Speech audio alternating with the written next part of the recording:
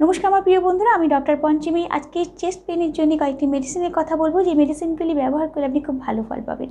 Video শুরু করার আগে যারা আমার চ্যানেলে নতুন এসেছেন তার চ্যানেলটিকে সাবস্ক্রাইব করতে ভুলবেন না, নোটিফিকেশন বেল আইকনটিকে প্রেস করে দেবেন যাতে পরবর্তী যে কোনো ভিডিও আপডেট সবার আগে আপনার কাছে এসে পৌঁছায়।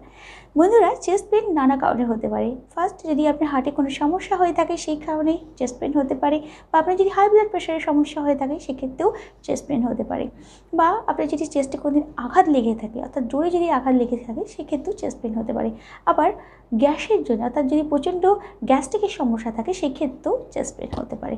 তো আজকে আমি যে মেডিসিনগুলি বলবো সেই মেডিসিনগুলি যদি আপনি আপনার সিমটম অনুসারে নিতে পারেন দেখবেন খুব ভালো ফল পেয়েছেন।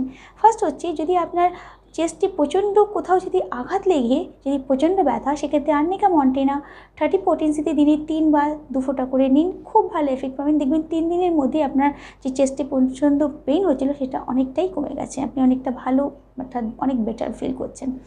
নেক্সট হচ্ছে, যদি পেশেন্টের যদি চেস্ট পেন হয় তার সাথে যদি পেশেন্টের প্রচণ্ড কাশি হয় এবং কাশতে কাশতে যদি পেশেন্টের রক্ত উঠে আসে, সেক্ষেত্রে অ্যাকালিফা ইন্ডিকা আপনি একদম লো পোটেন্সিতে অর্থাৎ 1x থেকে 6x পোটেন্সিতে ব্যবহার করুন। দিনে 3 বার 2 ফোঁটা করে খুব ভালো এফেক্ট পাবেন, দেখবেন আপনার এই সমস্যা একেবারেই ঠিক হয়ে গেছে।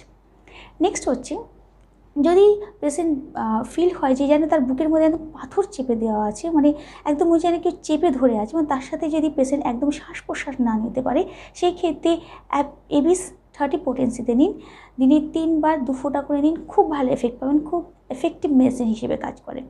এবং অনেকের ক্ষেত্রে দেখা যায় যে পেশেন্ট যদি রাত্রিবেলা শুতে যায় তখনই তার মনে হয় তার শ্বাস প্রশ্বাস আটকে যাচ্ছে, এবং তার সাথে যদি প্রচণ্ড চেস্টে পেইন হয় এবং পেশেন্ট যদি এক পাশ হয়ে শুতে না পারে, সেক্ষেত্রে ক্যাকটাস মাদার টিনচার রূপে ব্যবহার করুন। দিনে 3 বার 20 ফোঁটা করে হাফ কাপ জলে সেবন করুন, দেখবেন খুব ভালো ফল পেয়েছেন। এই মেডিসিনটি আপনি কন্টিনিউ করুন, আপনার কোনো সাইড এফেক্ট নেই, এবং আপনার যে হার্টে যে সমস্যা হচ্ছিল, যে চেস্ট পেন হচ্ছে, সেটা একেবারেই ঠিক হয়ে যাবে।